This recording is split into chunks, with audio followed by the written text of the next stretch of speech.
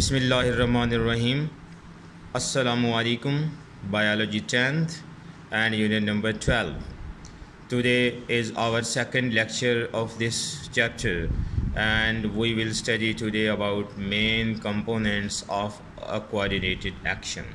ठीक है, तो हम जानेंगे कि एक जो कोऑर्डिनेटेड एक्शन होता है उसमें कौन कौन से कंपोनेंट्स जो हैं ना वो वर्क करते हैं। जैसे कि अपने प्रीवियस लेक्चर में आप लोगों ने स्टडी कर लिया था कि कोऑर्डिनेशन होता क्या है, तो आज हम इसके मेन कंपोनेंट्स को जानेंगे जो कोऑर्डिनेशन को बजा लाते हैं, परफॉर्म करते हैं। उन कंपोनेंट में से पहला है स्टिमुलस।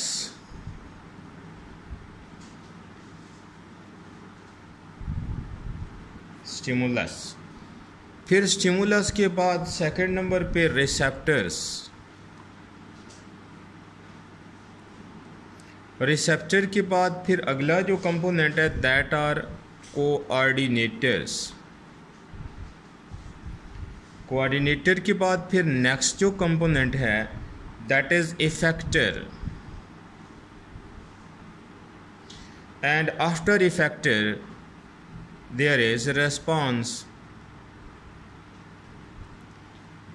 हम इन सब को बारी बारी जानेंगे कि ये आखिर क्या होते हैं और अपना फंक्शन परफॉर्म कैसे करते हैं, जिसको हम कोऑर्डिनेशन कहते हैं। ठीक है, तो पहला जो है ना इसका that is stimulus.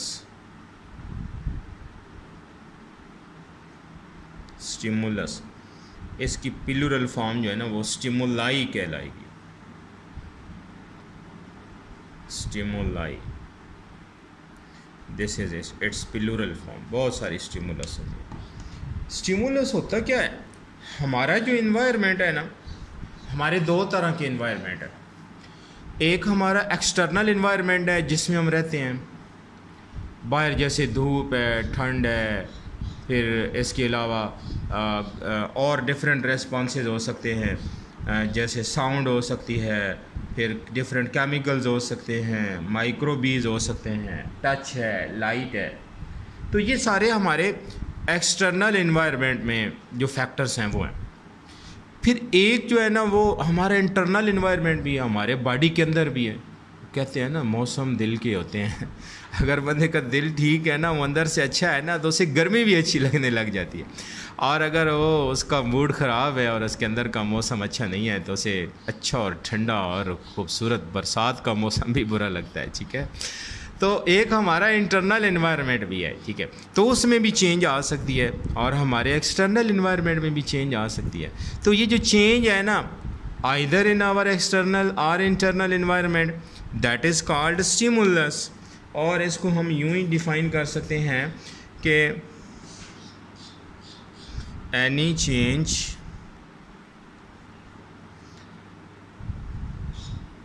Either in external or internal environment of the body।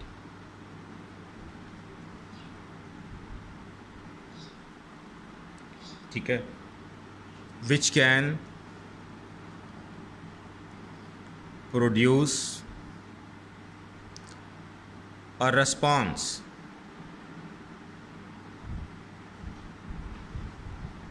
which can produce a response। This is stimulus। stimulus की एग्जाम्पल बहुत सारी हैं। इसकी एग्जाम्पल्स में से जैसे लाइट। ठीक है, लाइट एक स्टिमुलस है। जैसे आपने देखो ना सनफ्लावर को, तो सनफ्लावर जो है ना जिस तरफ सूरज होता है ना अपना मुंह उसी तरफ रखता है, तो ये उसके लिए लाइट क्या है, एक स्टिमुलस है। ठीक है, इसी तरह हीट भी एक स्टिमुलस है। देखना बहुत ज़्यादा हीट प्रोड्यूस हो जाए कहीं पर तो वहाँ पे गर्मी बन जाती है और वहाँ से हम भागते हैं, या सनलाइट से भी हीट प्रोड्यूस होती है तो इसलिए बंदा धूप से भागकर छाँव में आता है। ठीक है, तो इसी तरह कोल्ड है, ठंडक का एहसास, ये भी एक स्टिमुलस है। Similarly pressure, this is also a stimulus. फिर साउंड वेव्स, देखें ना आपको कोई आवाज़ देते हैं घर में, तो आप उसकी आवाज़, अम्मी अबू की आवाज़ सुनकर उसकी तरफ जाते हैं ना, बुला रहे हैं। वैसे आप जाते नहीं होते हैं, सच्ची बात ये है, लेकिन बहरहाल जो साउंड वेव्स हैं ये भी एक स्टिमुलस है कि आपको कहीं से आवाज़ आती है तो उस आवाज़ की तरफ चले जाते हैं। ठीक है, फिर है जी presence of some chemical, presence of some chemicals, ये भी एक रेस्पॉन्स हुआ। ठीक है, फिर इसी तरह माइक्रोबियल इन्फेक्शन, बैक्टीरिया है, वायरसेस हैं, फंजाई हैं, these are called microorganism. इनकी जो इन्फेक्शन है ना हमारे बॉडी में, हमें बुखार क्यों हो जाता है, हमारे बॉडी में जब इन्फेक्शन होती है, माइक्रो ऑर्गेनिज्म चले जाते हैं तो उसके बदले में रिस्पांस प्रोड्यूस होता है, तो बुखार हो जाता है। तो ये भी क्या हो गया है, स्टिमुलाई हो गया जनाब। माइक्रोबियल इन्फेक्शन भी स्टिमुलस में आते हैं। ठीक है, तो ये बात कहलाई भाई स्टिमुलस, कि स्टिमुलस क्या होती है। ठीक है, अच्छा, फिर स्टिमुलस के बाद अगला हमने पढ़ा था रिसेप्टर्स।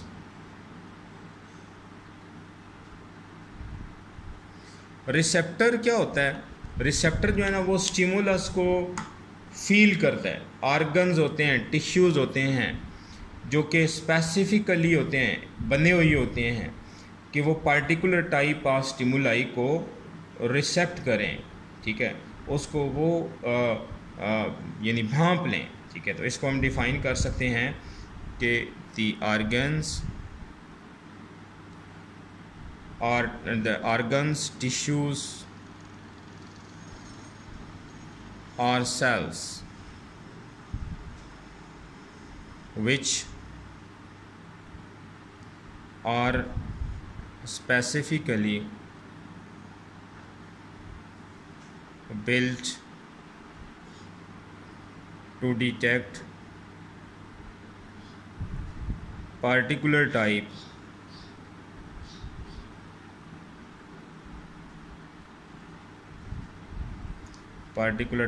of stimuli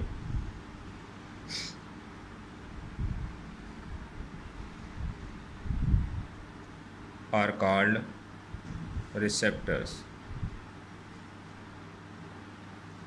उनको हम रिसेप्टर्स का नाम देते हैं। ठीक हो गया। अब रिसेप्टर्स जो है ना वो, आप देखें ना हमारे बॉडी में इनकी बहुत सारी एग्जांपल्स हैं रिसेप्टर्स की।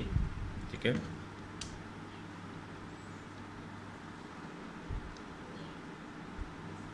हमारे बॉडी में बहुत सारे रिसेप्टर्स हैं जिनको आप जानते भी होंगे। रिसेप्टर्स जो है ना वो जैसे ईयर्स, अब देखो ये ईयर्स जो है ना वो स्पेसिफिकली डिज़ाइन हुए हैं आवाज़ को सुनने के लिए। ईयर से बंदा देख तो नहीं सकता ना, सुन सकता है ना, वो स्पेसिफिकली डिज़ाइन है एक स्टिमुलस आवाज़ को सुनने के लिए। ठीक है, ईयर्स हो गए। इसके अलावा और हैं जैसे कि हमारी आइज़ हैं, देखने के लिए बनी है। ठीक है, इसी तरीके से नोज़ है, स्मेल करने के लिए बनी है। ठीक है, एंड सो ऑन, और भी हो सकते हैं। ठीक है, तो ये किसकी एग्जांपल्स हो गई, रिसेप्टर्स। फिर अगला जो कंपोनेंट था ना वो कोऑर्डिनेटर्स था।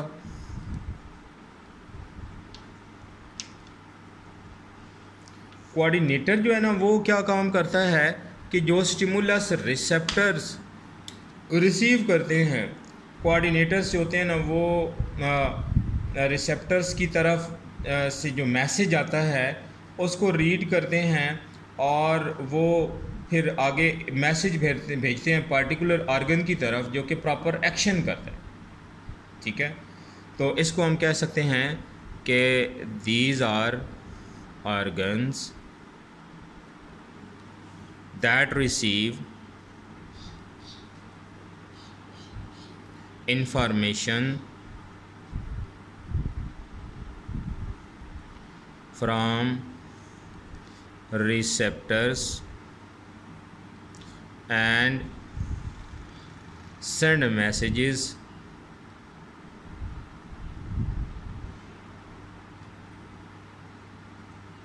to particular organs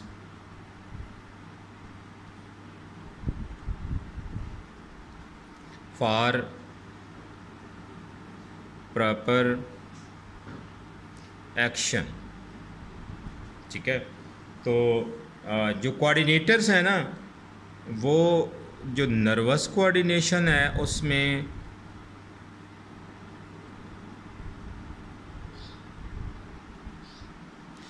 brain and spinal cord, ये दो जो है ना, ब्रेन एंड स्पाइनल कॉर्ड, ये कोऑर्डिनेटर्स हैं। जबकि जो केमिकल कोऑर्डिनेशन है ना,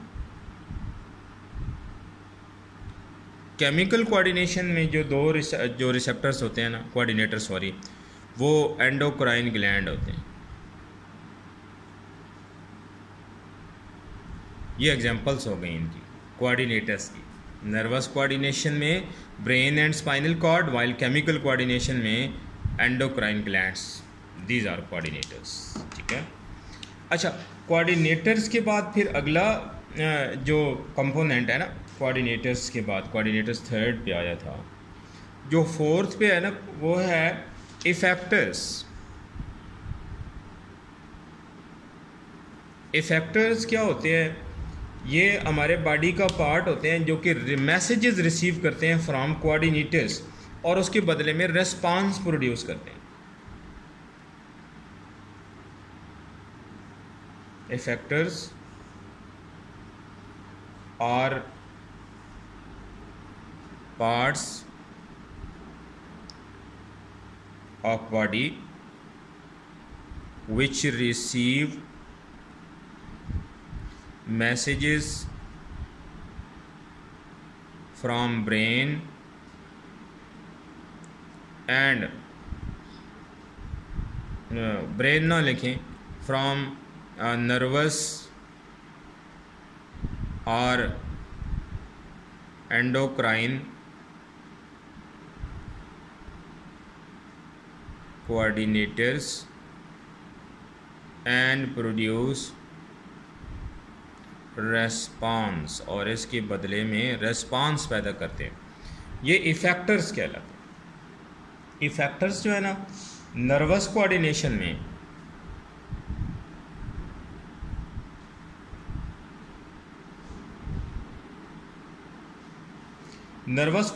में न्यूरॉन्स हैं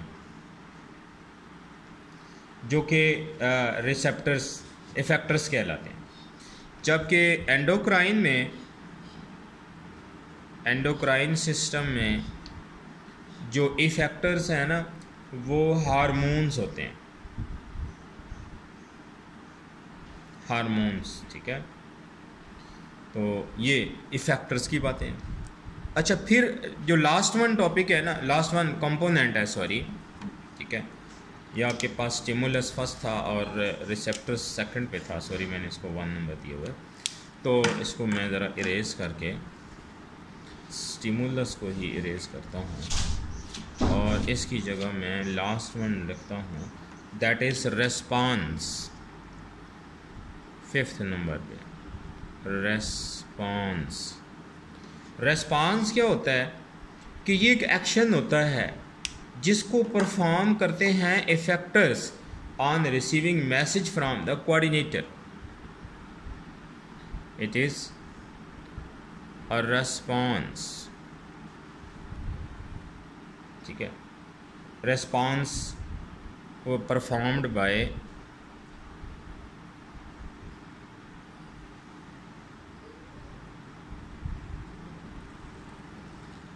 effectors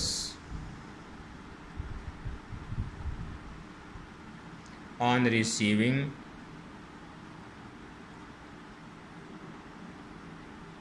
the message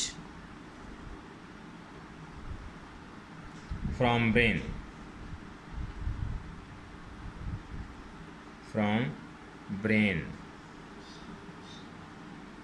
or endocrine glands. This is a response. ठीक है, इसकी एग्जांपल है बड़ी सादा सी, कि जैसे आपका हाथ टच हो जाता है किसी गर्म चीज़ से तो आप फ़ौरन खींच लेते हो ना, ऐसा तो नहीं होता गर्म चीज़ से हाथ टच हो जाए तो बंदा सोचता रहे कि मैं खींचूँ वापस या ना खींचूँ, तो हाथ का कबाड़ा हो जाएगा। तो वो जब किसी गर्म चीज़ से आपका हाथ टच होता है तो आप फ़ौरन उसको वापस खींच लेते हो। ऐसा क्यों होता है? क्योंकि जब आपका हाथ गर्म चीज़ से टच हुआ तो वो हीट जो है ना वो क्या थी, एक स्टिमुलस थी, और उसके बदले में जो रिस्पांस पैदा हुआ है इन सब कंपोनेंट्स ने मिलकर प्रोड्यूस किया, वो pulling of hand at once, फ़ौरन। ठीक है, तो ये रिस्पांस हो गया। ठीक है, इसी तरह और रेस्पॉन्स हैं, जैसे आप धूप में बैठे हुए गर्मी फील करते हैं तो आप उठ के छाँव में आ जाते हैं। हमारा इंटरनल इन्वायरमेंट है, जैसे हमें भूख लगती है तो हम उठ के खाना खा लेते हैं, हमें प्यास लगती है तो हम पानी पी लेते हैं। तो ये इंटरनल इन्वायरमेंट में चेंजेस आई हैं, स्टिमुलाई आई है, जिनको हमने उसके बदले में रिस्पॉन्स किया है। ओके, तो that was all about today's lecture. I hope you have grasped it. Okay, wish you good luck. Allah हाफिज़।